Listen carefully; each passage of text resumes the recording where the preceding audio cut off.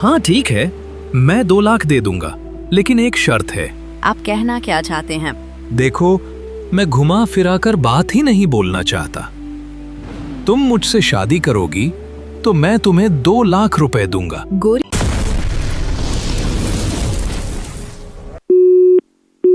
मीरापुर गांव में झमाझम बारिश हो रही थी। बिजली कड़क रही थी और तेज हवा भी चल रही थी। हरी अपने साइकिल पर मोची का सामान लेकर घर लौट रहा था। बस घर अब थोड़ी दूर है, संभल कर जाना होगा, काफी बारिश हो रही है। तभी अचानक साइकिल फिसली और हरी जमीन पर गिर पड़ा। आह, ये क्या हो गया? मेरा पैर टूट गया। उसी समय उसी रास्ते से एक गांव का आदमी गुजर रहा था। उसने देखा कि हरी गिर पड़े हैं। अरे क्या हुआ? हरी भाई उठो, मैं तुम्हारी मदद करता हूँ। आदमी ने धीरे धीरे हरी को उठाया और सहारा देकर उनके घर तक ले आया। हरी की बेटी गोरी दौड़ती हुई आई और रोते रोते बोली, पिताजी, आपको क्या हो गया? साइकिल से गिरने पर पैर टूट गया बेटी, पर ठीक हो जाएगा। गोरी ने अपने पिता को बिस्तर पर सुला दिया, आंसू बहाते हुए। पिताजी, आप थोड़ी देर आराम कीजिए, मैं वैद्य जी को बुला कर लाती हूँ। ठीक है बेटी, पर संभल कर जाना, बाहर काफी बारिश हो रही है। मैं चलता हूँ। बेटा, अपने पिता का ध्यान रखना। आदमी वहां से चला गया। उसके बाद गोरी भी वेद जी को बुलाने के लिए बारिश में भीगी भीगी चली गई। वेद जी के घर पर पहुंचने के बाद गोरी बोली, वेद जी, जल्दी चलिए, मेरे पिताजी का पैर टूट गया है। हाँ बेटी चलो। नहीं नहीं, कोई जरूरत नहीं, बाहर इतनी बारिश हो रही है। भाग्यवान, अगर नहीं जाऊंगा तो गौरी के पिताजी तड़प तड़प कर मर जाएंगे। मर जाने दीजिए, पर मैं तुम्हें जाने नहीं दूंगी। मैं आपके पैर पड़ती हूँ, कृपया वेद जी को जाने दीजिए मेरे साथ। कुछ देर गोरी वैद्य जी के पत्नी का पैर पकड़कर बहुत रोई। फिर वैद्य जी की पत्नी ने कहा, ठीक है, पर संभल कर जाना। दोनों बारिश में छाता लेकर बिजली की कड़काहट और तेज हवा में निकल गए। वैद्य जी जैसे ही घर पहुंचकर हरी की जांच करते हैं तो पता चला कि हरी का एक पैर अब नहीं रहा। वैद्य जी मीरा से बोली, देखो गौरी, तुम्हारी पिताजी का एक पैर अब नहीं रहा। तुम्हें जल्दी से जल्दी इनको अस्पताल ले जाना होगा, तभी उनकी जान बच सकती है। अभी मैंने दर्द कम होने की दवा दे दी है। गोरी घबरा गई। घबराहट में बोली, हमारे पास इतने पैसे नहीं हैं कि मैं अपने पिताजी को अस्पताल ले जा सकूं। हाँ बेटी, मैं जानता हूँ, पर इसके अलावा तुम्हारे पिताजी को बचाना मुश्किल हो जाएगा। वेद जी बोले, ठीक है बेटा, मैं अब चलता हूँ। गोरी की आंखों में चिंता साफ झलक रही थी। गोरी बोली, पिताजी आप आराम कीजिए, मैं सेठ जी के घर में जाकर कुछ मदद मांगती हूँ।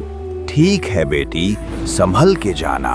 फिर गौरी भीगी भीगी सेठ जी के घर तक पहुंची और सेठ जी से बोली, सेठ जी, मेरे पिताजी का पैर टूट गया है, उन्हें अस्पताल ले जाने के लिए कुछ पैसे चाहिए, क्या आप उधार दे सकते हैं? सेठ जी बोले, हाँ दे सकता हूँ, लेकिन एक शर्त पर। हाँ सेठ जी, बताइए क्या शर्त है आपकी? तुमको मेरे घर में नौकरानी का काम करना होगा। हाँ ठीक है, पर मुझे कुछ पैसे दीजिए अभी। ठीक है, ये लो पैसे। पैसे लेकर गौरी घर आई और अपने पिताजी से बोली, पिताजी देखिए, सेठ जी ने मुझे पैसे दे दिए, अब आपको मैं अस्पताल ले जा सकती हूँ। हरी की आंखों में चमक आ गई। गौरी ने अपनी फोन से एम्बुलेंस बुलाई और अपने पिताजी को अस्पताल ले गई। अस्पताल पहुंचकर डॉक्टर ने जांच किया।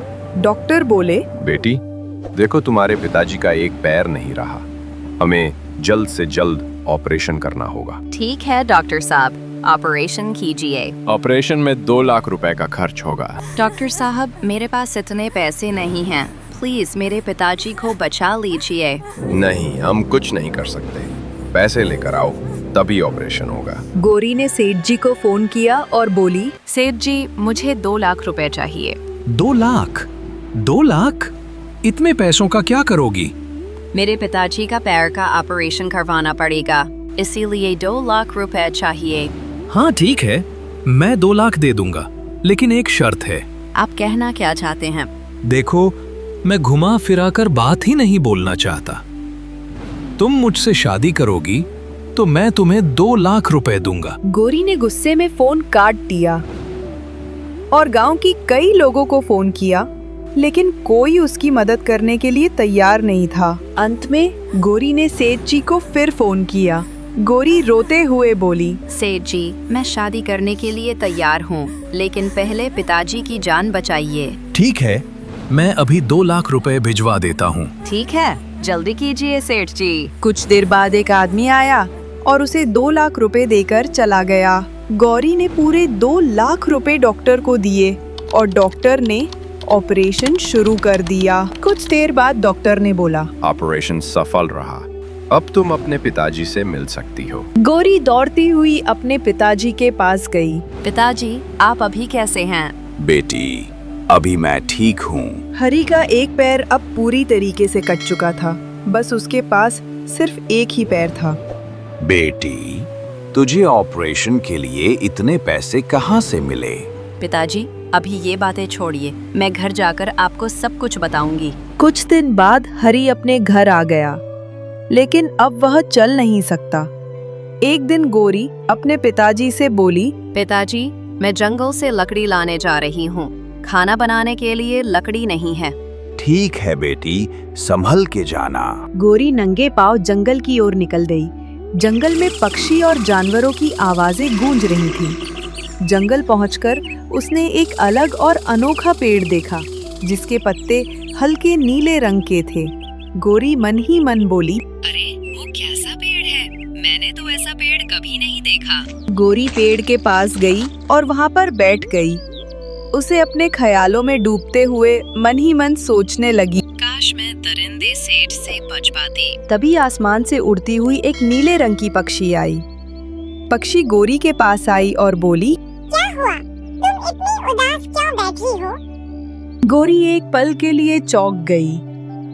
एक पक्षी कैसे बोल सकती है? और गौरी बोली, कौन हो तुम? तुम कैसे बोल पा रही हो? मैं एक जादुई पक्षी हूँ।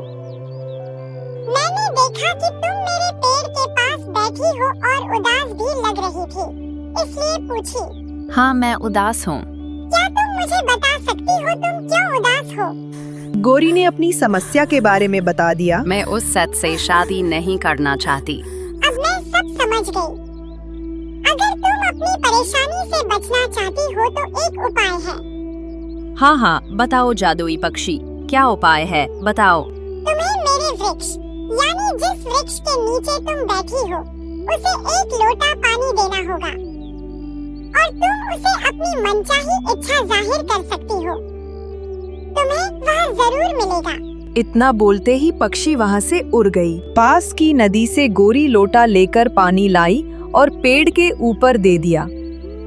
फिर पेड़ से तेज रोशनी हुई और पेड़ के 2 आंखें और एक मुंह निकल आए। बताओ, तुम्हें क्या चाहिए? गौरी ने अपनी ओर से सेठ की परेशानी बताई। ये खीर लो, लेकिन याद रखना, इसे किसी लालच, नफरत या बदले के भाव से मत देना, बल्कि क्षमा के भाव से देना, तभी इसका असर होगा। ठीक है जादुई पेड़, मैं वही करूंगी जो सही है। वो खीर लेकर सेठ के घर पहुंचती है। सेठ जी, ये खीर खाइए, ये ईश्वर का प्रसाद है। सेठ हंसते हुए बोला, हाँ हाँ, ले आ खीर। अब तू मेरी होने वाली बीवी है। अरे वाह, अब तो तू मेरी किस्मत ही बदल देगी। सेठ ने खीर खाई। कुछ ही पल में उसका चेहरा बदलने लगा। वो चुप हो गया, फिर आंसू भर आए। मैंने बहुत बुरा किया गौरी। जिसने अपने पिता के लिए सब कुछ कुर्बान कर दिया, उसी की इज्जत पर हाथ उठाने चला था। गौरी बेटी, तुम मुझे माफ कर दो। अगर दिल से पछतावा हो तो ईश्वर भी माफ कर देते हैं। आज से तू मेरी बेटी जैसी है। तेरे पिताजी का सारा इलाज मैं कराऊंगा। कहानी का संदेश, छोटा सा सही कदम कभी कभी पूरी जिंदगी बदल देता है।